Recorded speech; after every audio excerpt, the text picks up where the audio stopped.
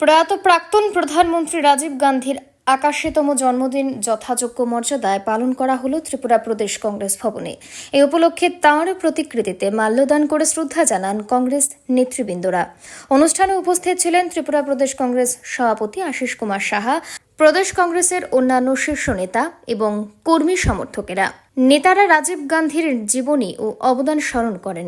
বিশেষ করে দেশের তথ্য প্রযুক্তির ক্ষেত্রে তাঁর দূরদৃষ্টি সম্পন্ন উদ্যোগ এবং তরুণদের জন্য সুযোগ তৈরির প্রসঙ্গ উঠে আসে বক্তৃতায়। কংগ্রেস সভাপতি আশিস কুমার সাহা বলেন, রাজীব গান্ধী ছিলেন আধুনিক ভারতের স্থপতি।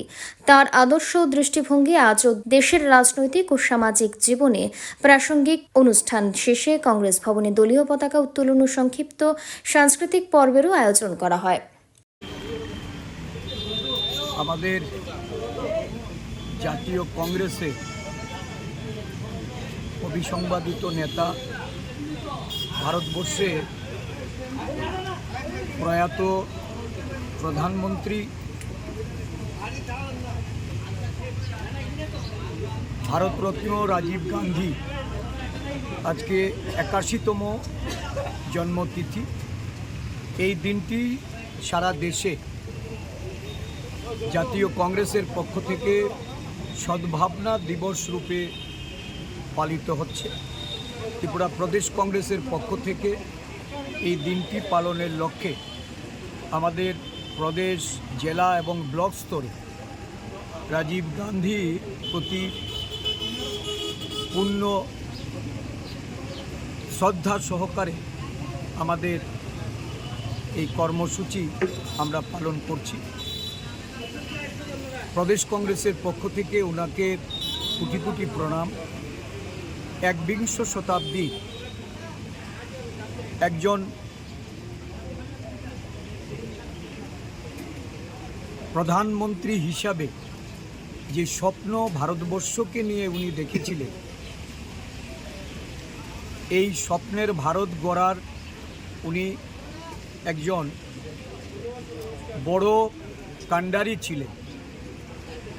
ভারতবর্ষের বহু উন্নয়ন, বিকাশ এবং প্রগতির পদক্ষেপ ওনার স্বল্পকালীন প্রধানমন্ত্রীত্বে গ্রহণ করা হয়েছিল। বিশেষ করে তথ্য প্রযুক্তির যুগে ভারতকে প্রবেশ করা, ভারতবর্ষের যুব মহিলাদের সশক্তিকরণে 18 বছরের ভোটাধিকার, মহিলার সংরক্ষণ, পঞ্চায়েত আইনের সংশোধন, শিক্ষার ক্ষেত্রে নবোদয় বিদ্যালয়ের স্থাপনা এবং ভারতবর্ষের যোগাযোগ ব্যবস্থা, অন্তরিক্ষে ভারতবর্ষের যে পদচারণা, এই সমস্ত ঘটনাগুলি আমরা পরিলক্ষিত করছি। রাজীব গান্ধী উনি ছিলেন শান্তি, সম্প্রীতি এবং সংহতির একজন বড় অনুপ্রেরণাদায়ী নেতা। আজকের দিনে এই রাজীবজিকে আমরা মনে করে ভারতবর্ষের যে বর্তমান শান্তি, সম্প্রীতি এবং সংহতির যে একটা বড়